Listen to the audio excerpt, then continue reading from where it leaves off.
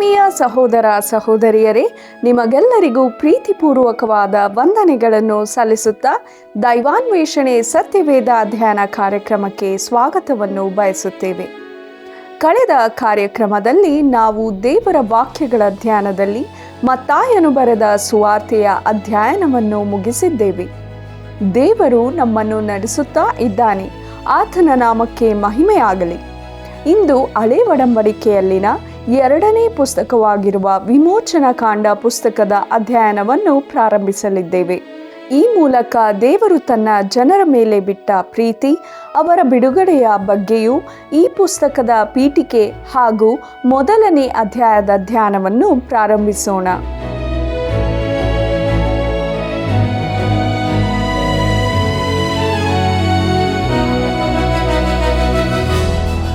ಕೃಪೆಯೂ ಸತ್ಯವೂ ಒಂದನ್ನೊಂದು ಕೂಡಿರುವುದು, ನೀತಿಯೂ ಸಮಾಧಾನವೂ ಮುದ್ದಿಟ್ಟುಕೊಳ್ಳುವುದು. ಕೀರ್ತನೆಗಳು 85:13 ವಚನ.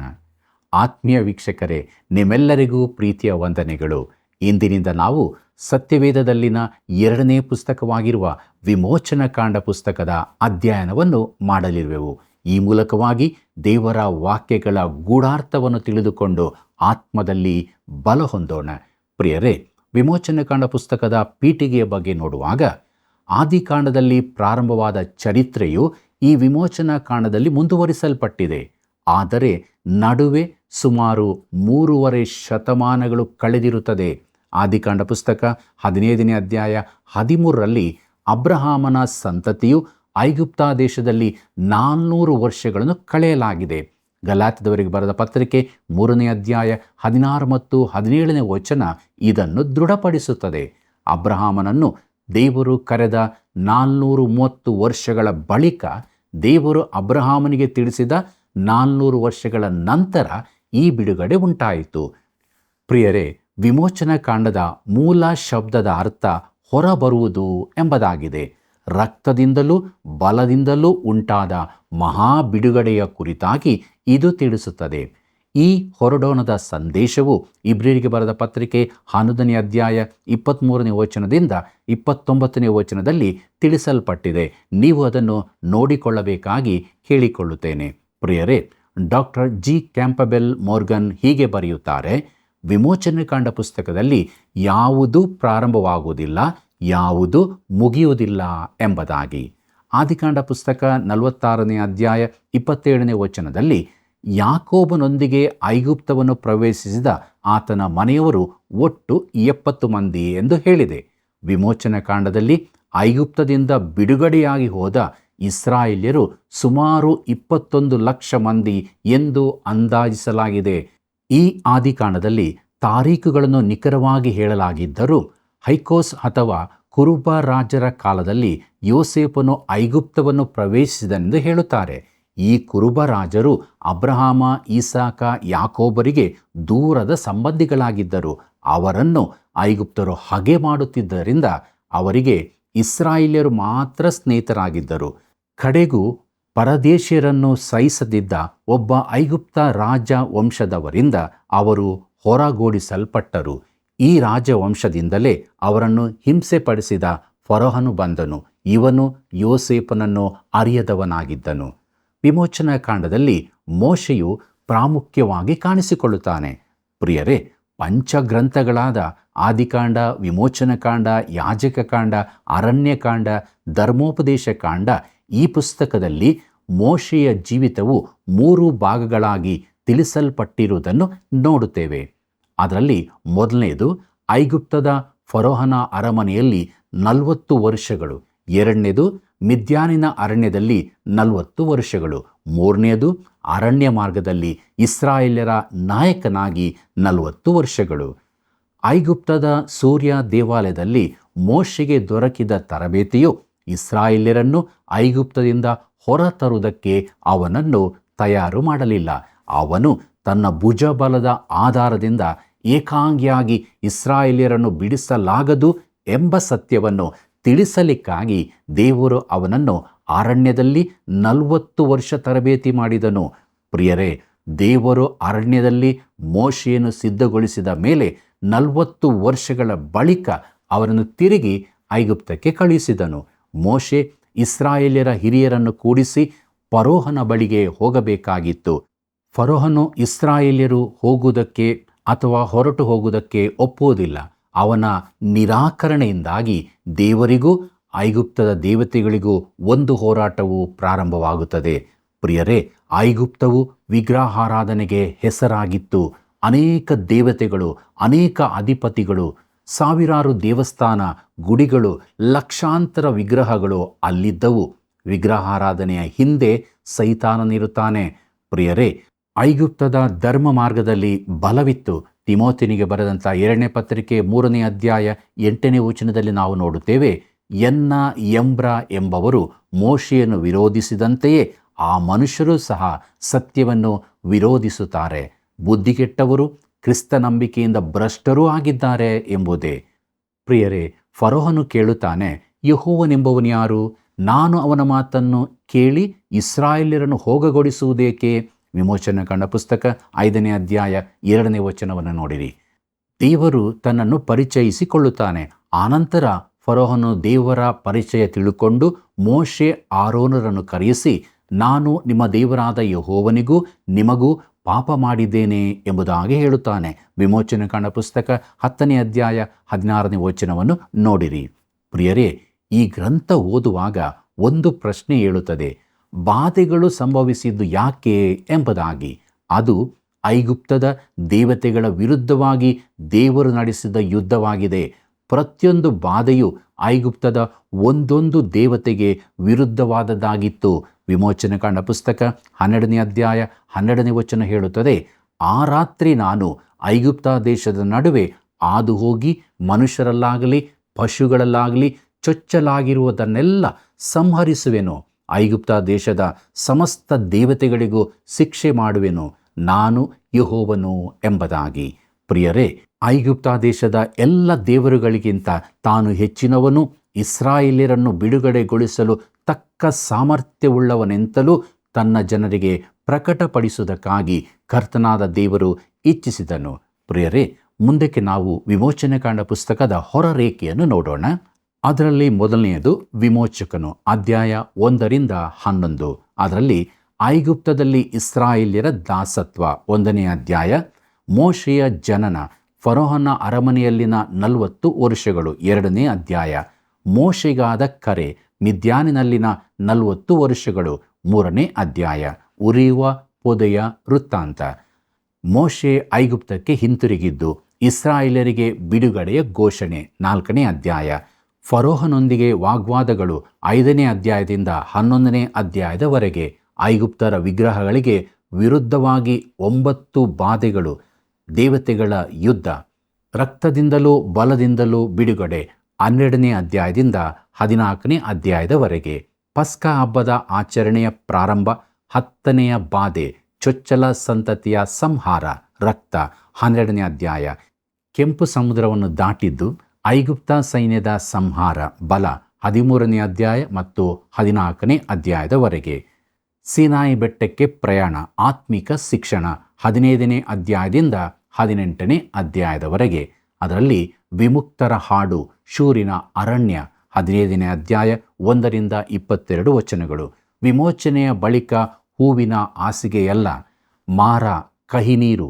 ಒಂದು ಗಿಡವನ್ನು ನೀರಿನಲ್ಲಿ ಹಾಕಿದಾಗ ಸಿಹಿಯಾದದ್ದು, 15ನೇ ಅಧ್ಯಾಯ 23ನೇ ವಚನದಿಂದ 26ನೇ ವಚನದವರೆಗೆ. ಕ್ರೂಜೆಯು ಜೀವಿತದ ಕಹಿ ಅನುಭವಗಳನ್ನು ಸಿಹಿಯಾಗಿರಿಸುತ್ತದೆ. ಎಲೀಮ್, ಫಲಭರಿತ ಕ್ರೈಸ್ತ ಜೀವಿತ, 15ನೇ ಅಧ್ಯಾಯ 27ನೇ ವಚನ. ಮುಂದಕ್ಕೆ ಸೀನ್ ಅರಣ್ಯ, ಮನ್ನವು, ಲಾವಕ್ಕಿಗಳು, 16ನೇ ಅಧ್ಯಾಯ. ಕ್ರಿಸ್ತನೇ ಜೀವದ ರೊಟ್ಟಿ. ಹೊಡೆಯಲ್ಪಟ್ಟ ಬಂಡೆ, ಈ ಬಂಡೆ ಕ್ರಿಸ್ತನೇ, 17ನೇ ಅಧ್ಯಾಯ 1ರಿಂದ 7 ವಚನ. ಅಮಲೇಕ್ಯರು, ಮಾಂಸಭಾವ, 17ನೇ ಅಧ್ಯಾಯ 8ನೇ ವಚನದಿಂದ 16ನೇ ವಚನ. ಬೆಟ್ಟದ ಮೇಲಿನ ಜಯ, ಧರ್ಮೋಪದೇಶಕಾಂಡ 25ನೇ ಅಧ್ಯಾಯ 17-18ನೇ ವಚನ. ಮಿದ್ಯಾನಿನ ಯಾಜಕನಾದ ಇತ್ರೋವನು, 18ನೇ ಅಧ್ಯಾಯ. ಲೋಕದ ಜ್ಞಾನವು, ದೇವ ಪ್ರಕಟಣೆಯು. ಧರ್ಮಶಾಸ್ತ್ರ, ಅಪರಾಧ ನಿರ್ಣಯ, 19ನೇ ಅಧ್ಯಾಯದಿಂದ 24ನೇ ಅಧ್ಯಾಯದವರೆಗೆ. ಸೀನಾಯಿ ಬೆಟ್ಟದ ಬಳಿ ಬಂದದ್ದು, ಧರ್ಮಶಾಸ್ತ್ರ ಸ್ವೀಕರಿಸುವ ಒಡಂಬಡಿಕೆ, 19ನೇ ಅಧ್ಯಾಯ. ದಶಾಜ್ಞೆಗಳು, ವೇದಿಕೆ ಕ್ರಮಪಡಿಸುವಿಕೆ 20ನೇ ಅಧ್ಯಾಯದವರೆಗೆ, ಸಾಮಾಜಿಕ ನಿಯಮಗಳು 21ನೇ ಅಧ್ಯಾಯದಿಂದ 24ನೇ ಅಧ್ಯಾಯದವರೆಗೆ, ಗುಡಾರ ನಿರ್ಮಾಣದ ರೂಪುರೇಖೆಗಳು 25ನೇ ಅಧ್ಯಾಯದಿಂದ 40ನೇ ಅಧ್ಯಾಯದವರೆಗೆ, ಕ್ರಿಸ್ತನ ಪ್ರತಿರೂಪದ ಚಿತ್ರಣ, ಗುಡಾರದ ನಕಾಶೆ, ಮಹಾಯಾಜಕನ ನಿಲುವಂಗಿಯ ವಿವರಣೆ 25ನೇ ಅಧ್ಯಾಯದಿಂದ 30ನೇ ಅಧ್ಯಾಯದವರೆಗೆ, ಗುಡಾರದ ಕೆಲಸಗಾರರು, ಸಬ್ಬತ್ತು, ಇಸ್ರಾಯೇಲರಿಗೊಂದು ಸಂಕೇತ 31ನೇ ಅಧ್ಯಾಯ, ಬಂಗಾರದ ಬಸವ, ಮೀರಿದ ಧರ್ಮಶಾಸ್ತ್ರ, ಮೋಶೆಯ ವಿಜ್ಞಾಪನೆ, ಧರ್ಮಶಾಸ್ತ್ರದ 2ನೆಯ ಹಲಗೆಗಳು 32ನೇ ಅಧ್ಯಾಯದಿಂದ 35ನೇ ಅಧ್ಯಾಯದವರೆಗೆ, ಗುಡಾರ ಕಟ್ಟಲ್ಪಟ್ಟದ್ದು 36ನೇ ಅಧ್ಯಾಯದಿಂದ 39ನೇ ಅಧ್ಯಾಯದವರೆಗೆ, ಗುಡಾರ ನಿಲ್ಲಿಸಲ್ಪಟ್ಟದ್ದು, ಯೆಹೋವನ ತೇಜಸ್ಸು ತುಂಬಿಕೊಂಡದ್ದು 40ನೇ ಅಧ್ಯಾಯ. ವಿಮೋಚನೆ ಕಾಂಡ ಮಬ್ಬಿನಿಂದ ಆರಂಭವಾಗಿ ಮುಂಜಾನೆಯ ಮುಸುಕಿನಿಂದ ಪ್ರಾರಂಭವಾಗಿ ಮಹಿಮೆಯಲ್ಲಿ ಅಂತ್ಯ. ಪ್ರೀತಿಯುಳ್ಳ ದೇವಜನರೇ, ಮುಂದಕ್ಕೆ ನಾವು ವಿಮೋಚನೆ ಕಾಂಡ ಪುಸ್ತಕದ 1ನೇ ಅಧ್ಯಾಯವನ್ನು ನೋಡೋಣ.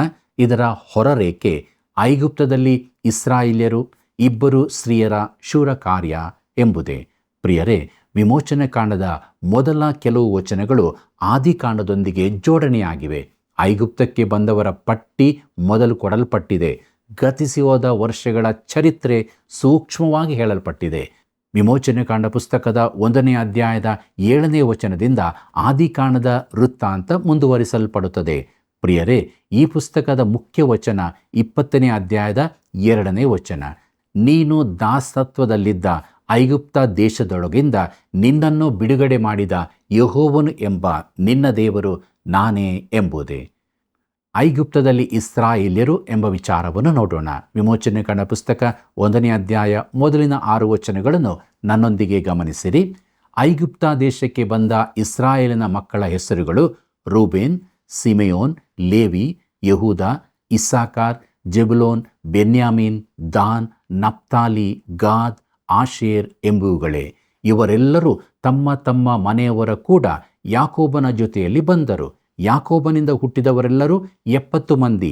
ಯೋಸೇಫನು ಮೊದಲೇ ಐಗುಪ್ತ ದೇಶದಲ್ಲಿದ್ದನು. ಬಳಿಕ ಯೋಸೇಫನು, ಅವನ ಅಣ್ಣ ತಮ್ಮಂದಿರು, ಆ ಕಾಲದಲ್ಲಿದ್ದವರೆಲ್ಲರೂ ಗತಿಸಿ ಹೋದರು ಎಂಬುದೇ. ಪ್ರಿಯ ವೀಕ್ಷಕರೇ, ವಿಮೋಚನಾ ಕಾಂಡವು ಆದಿಕಾಂಡದ ಉತ್ತರಾರ್ಥವಾಗಿದೆ. ಆದಿಕಾಂಡವು ಯೋಸೇಫನ ಮರಣದೊಂದಿಗೆ ಮುಗಿಯುತ್ತದೆ. ವಿಮೋಚನಾ ಕಾಂಡ 1ನೇ ಅಧ್ಯಾಯ 6ನೇ ವಚನದಲ್ಲಿ ಯೋಸೇಫನು, ಅವನ ಅಣ್ಣ ತಮ್ಮಂದಿರು, ಆ ಕಾಲದಲ್ಲಿದ್ದವರೆಲ್ಲರೂ ಗತಿಸಿ ಹೋದರು ಎಂದು ಹೇಳುತ್ತದೆ. 3.5 ಶತಮಾನಗಳು ದಾಟಿ ಹೋದವು. ಪ್ರಿಯರೇ, ಇಸ್ರಾಯೇಲ್ಯರು ವೃದ್ಧಿಯಾಗಿ ಹೆಚ್ಚಿಕೊಂಡು ಐಗುಪ್ತದಲ್ಲಿ ದೊಡ್ಡ ಜನಾಂಗವಾಗುವರೆಂದು ಆದಿಕಾಂಡ 46ರಲ್ಲಿ ದೇವರು ಹೇಳಿದ್ದಾನೆ. ಮುಂದಕ್ಕೆ ನಾವು ವಿಮೋಚನೆ ಕಾಂಡ ಪುಸ್ತಕ 1ನೇ ಅಧ್ಯಾಯ 7 ಮತ್ತು 8ನೇ ವಚನವನ್ನು ನೋಡೋಣ.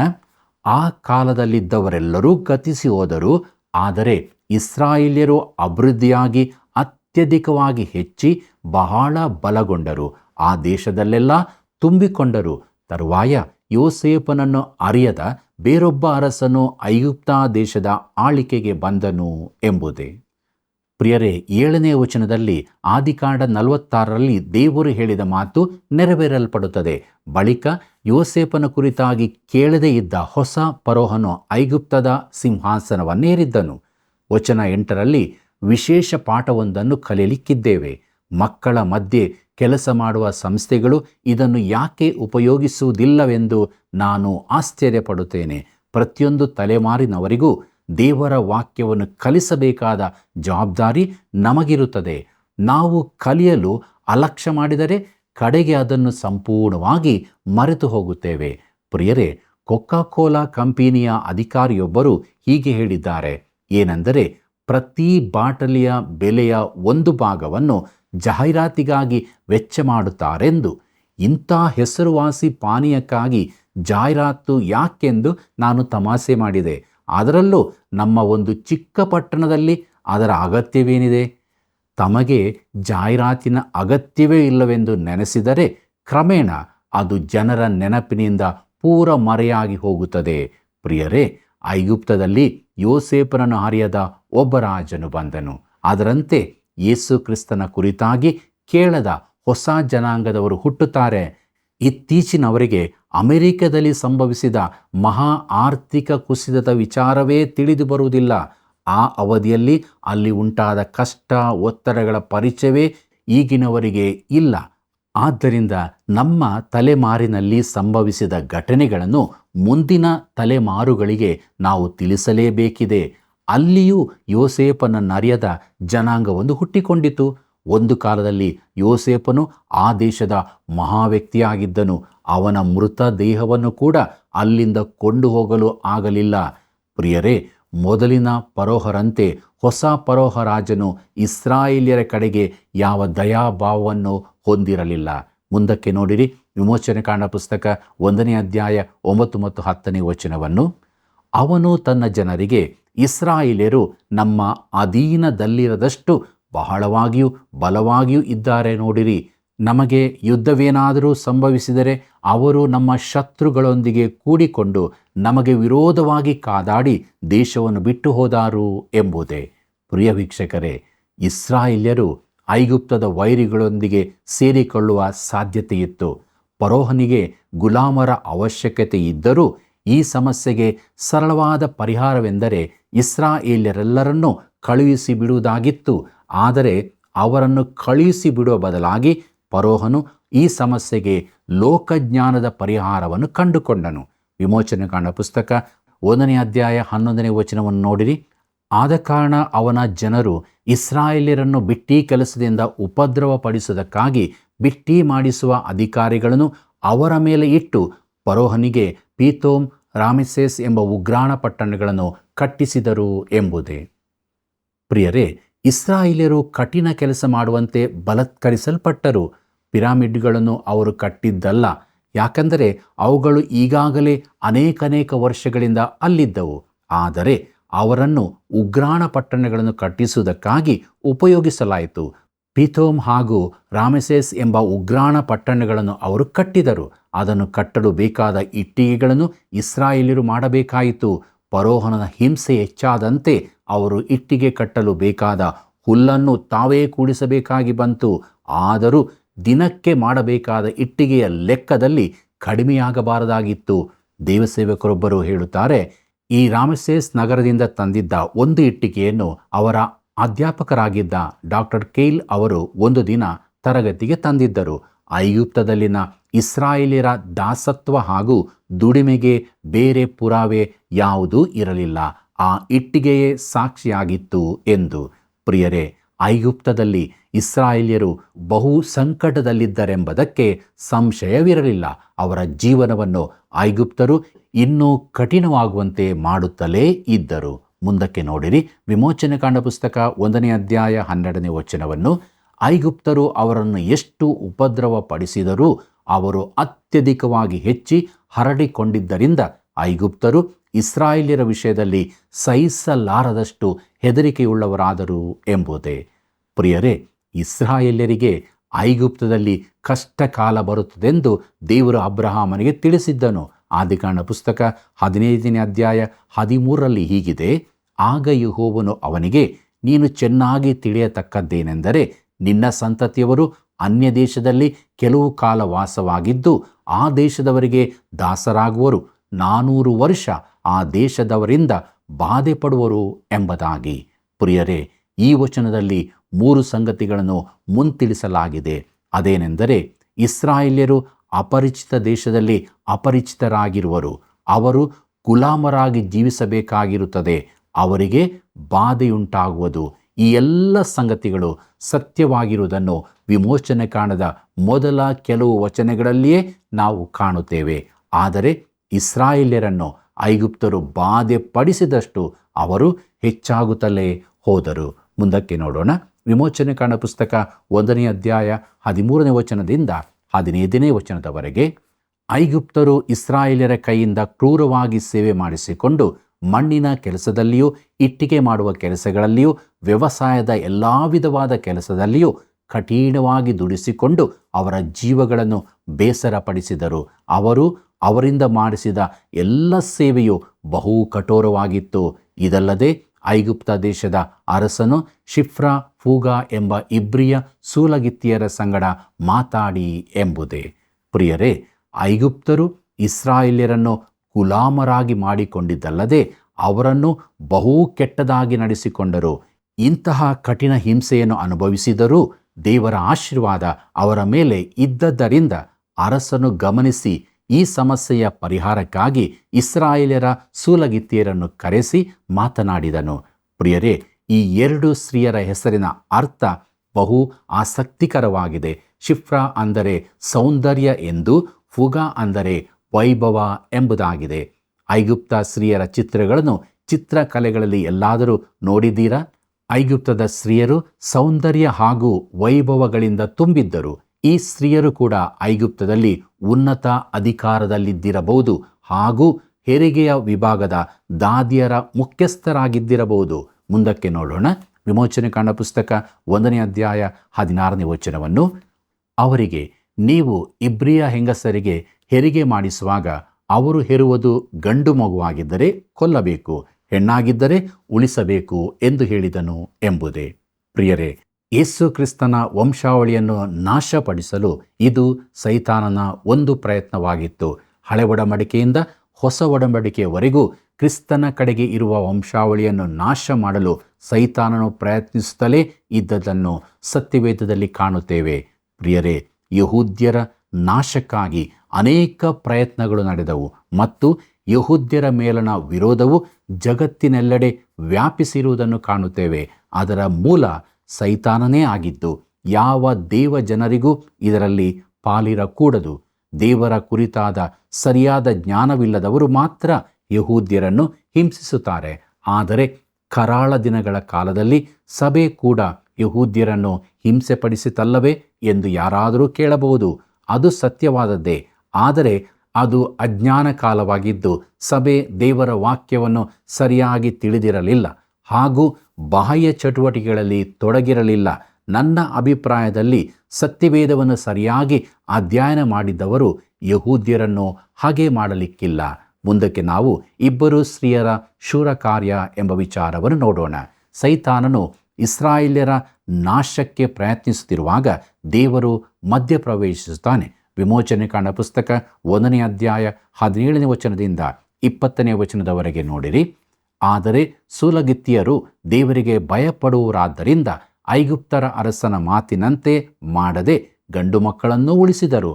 ಆಗ ಐಗುಪ್ತರ ಅರಸನು ಅವರನ್ನು ಕರೆಸಿ, ನೀವು ಅವರ ಗಂಡು ಮಕ್ಕಳನ್ನು ಉಳಿಸಿದ್ದೇನು, ಹೀಗೆ ಯಾಕೆ ಮಾಡಿದಿರಿ ಎಂದು ಕೇಳಲು ಸೂಲಗಿತ್ತಿಯರು ಫರೋಹನಿಗೆ, ಇಬ್ರಿಯ ಸ್ತ್ರೀಯರು ಐಗುಪ್ತ ಸ್ತ್ರೀಯರಂತಲ್ಲ, ಅವರು ಚುರುಕಾಗಿದ್ದಾರೆ. ಅವರು ಸೂಲಗಿತ್ತಿಯು ತಮ್ಮ ಹತ್ತಿರ ಬರುವುದಕ್ಕೆ ಮುಂಚೆಯೇ ಹೆರುವರು ಎಂದು ಹೇಳಿದರು. ದೇವರು ಸೂಲಗಿತ್ತಿಯರಿಗೆ ಹಿತವನ್ನು ಮಾಡಿದನು ಎಂಬುದೇ. ಪ್ರಿಯ ವೀಕ್ಷಕರೇ, ಇಬ್ರಿಯ ಗಂಡು ಮಕ್ಕಳನ್ನೆಲ್ಲ ನಾಶಪಡಿಸುವ ಈ ಪ್ರಯತ್ನ ರಾಜಕೀಯ ಉದ್ದೇಶದ್ದಾಗಿದ್ದು ಅದು ಕಾರ್ಯರೂಪಕ್ಕೆ ಬರಲಿಲ್ಲ. ವಿಮೋಚನೆ ಕಾಂಡ ಪುಸ್ತಕ 1ನೇ ಅಧ್ಯಾಯ 21ನೇ ವಚನವನ್ನು ನೋಡಿರಿ. ಅವರು ದೇವರಿಗೆ ಭಯಪಟ್ಟದರಿಂದ ಆತನು ಅವರಿಗೆ ವಂಶಾಭಿವೃದ್ಧಿಯನ್ನುಂಟು ಮಾಡಿದನು. ಇದಲ್ಲದೆ ಇಸ್ರಾಯೇಲ್ಯರು ಹೆಚ್ಚಿ ಬಲಗೊಂಡರು ಎಂಬುದೇ. ಈ ಸ್ತ್ರೀಯರು ದೇವರಿಗೆ ವಿಧೇಯರಾಗಬೇಕೋ ಅಥವಾ ಫರೋಹನಿಗೆ ವಿಧೇಯರಾಗಬೇಕೋ ಎಂಬುದನ್ನು ಆರಿಸಬೇಕಾಗಿತ್ತು. ಅವರು ದೇವರಿಗೆ ಭಯಪಡುವುದನ್ನು ಕಲಿತಿದ್ದರು. ಅವರು ದೇವರಿಗೆ ವಿಧೇಯರಾದ್ದರಿಂದ ದೇವರು ಅವರನ್ನು ಆಶೀರ್ವದಿಸಿದನು. ಆತನು ಶಿಫ್ರಾ ಫೂಗರಿಗೆ ಇಸ್ರಾಯೇಲ್ಯರಲ್ಲಿ ಒಂದು ಹೆಸರನ್ನು ದಯಪಾಲಿಸಿದನು. ಆ ದೇಶದಲ್ಲಿ ಅವರಿಗೆ ಮರ್ಯಾದೆ ದೊರಕಿತು. ವಿಮೋಚನೆ ಕಾಂಡ ಪುಸ್ತಕ 1ನೇ ಅಧ್ಯಾಯ 22ನೇ ವಚನವನ್ನು ಗಮನಿಸಿರಿ.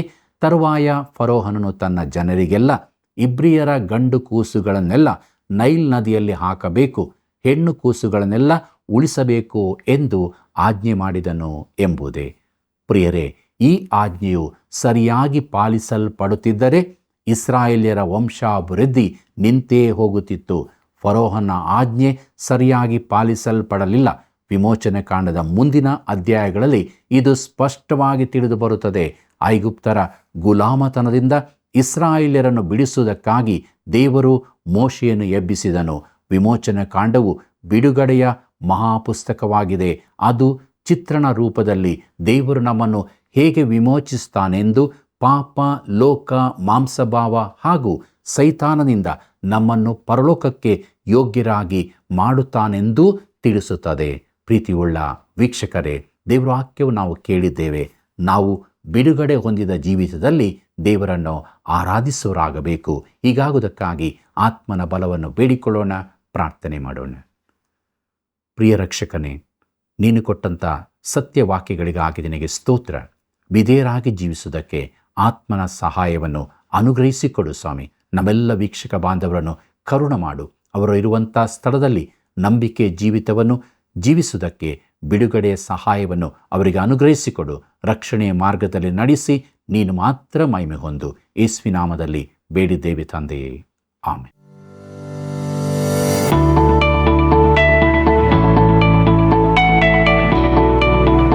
ಇಂದಿನ ಅಧ್ಯಾಯದಿಂದ ಒಂದು ಪ್ರಶ್ನೆ.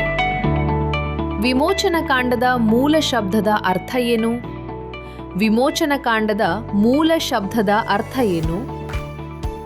ಉತ್ತರ: ಹೊರಬರುವುದು, ಅರಣ್ಯದ ಅನುಭವ, ಪ್ರಯಾಣ. ನಿಮ್ಮ ಉತ್ತರಗಳನ್ನು ನಮ್ಮ ವಾಟ್ಸಪ್ ಸಂಖ್ಯೆ 761-873-7772ಗೆ ಕಳುಹಿಸಿ.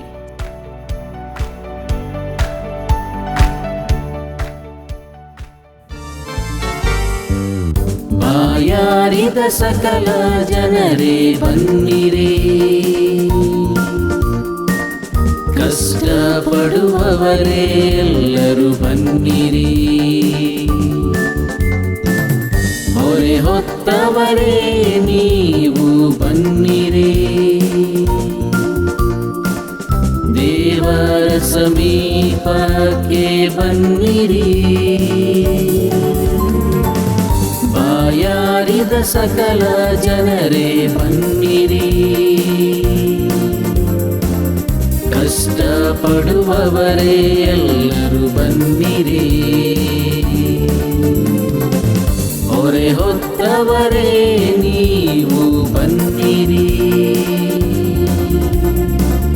ದೇವರ ಸಮೀಪಕ್ಕೆ ಬನ್ನಿರಿ. ಓ ಬನ್ನಿರಿ.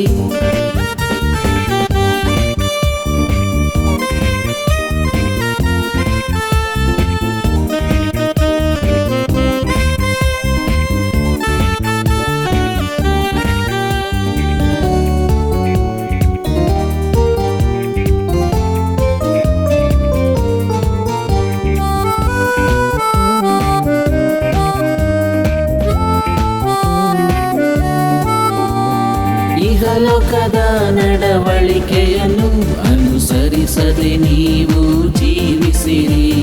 ನೂತನ ಮನಸ್ಸನ್ನು ಹೊಂದಿಕೊಂಡು ಪರಲೋಕ ಭಾವದವರಾಗಿರಿ.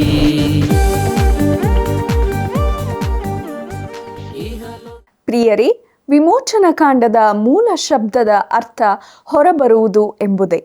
ಮೋಶೆಯ ಜೀವಿತದ 3 ಭಾಗಗಳು ಎಷ್ಟು ಅರ್ಥಪೂರ್ಣವಾಗಿತ್ತಲ್ಲವೇ?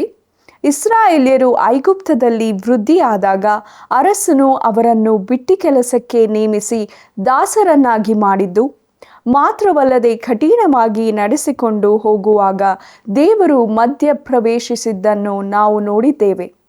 ಹೌದು ಪ್ರಿಯರೇ, ಪ್ರತಿಯೊಬ್ಬ ವಿಶ್ವಾಸಿ ಜೀವಿತದಲ್ಲಿ ಬರುವಂಥ ಎಲ್ಲ ಸ್ಥಿತಿಯಲ್ಲಿ ದೇವರು ಇರುತ್ತಾನೆ. ಈ ಸತ್ಯವನ್ನು ತಿಳಿದುಕೊಂಡ ನಾವು ದಿನಾಲೂ ದೇವರಿಗೆ ನಂಬಿಗಸ್ತರಾಗಿ ಜೀವಿಸೋಣ. ಪ್ರಿಯ ವೀಕ್ಷಕರೇ, ಇಂದಿನ ಕಾರ್ಯಕ್ರಮ ನಿಮಗೆ ಪ್ರಯೋಜನವಾಗಿದೆ ಎಂಬುದಾಗಿ ನಾವು ನಂಬುತ್ತೇವೆ. ನಿಮ್ಮ ಅಮೂಲ್ಯವಾದ ಕರೆಗಳು ಅನೇಕರ ಜೀವಿತವನ್ನು ದೇವರ ಕಡೆಗೆ ನಡೆಸಲು ಸಹಾಯವಾಗುತ್ತದೆ. ಆದುದರಿಂದ ಈಗಲೇ ಕರೆ ಮಾಡಿ ಸೇವೆಯನ್ನು ಬೆಂಬಲಿಸಿರಿ. ವಂದನೆಗಳು. ಈ ಕಾರ್ಯಕ್ರಮ ನಿಮಗೆ ಇಷ್ಟವಾಯಿತೆ? ಈಗಲೇ ಒಂದು ಮಿಸ್ಡ್ ಕಾಲ್ ಕೊಡಿರಿ. ಮುಂದಿನ ವಿಜೇತರು ನೀವಾಗಿರಬಹುದು.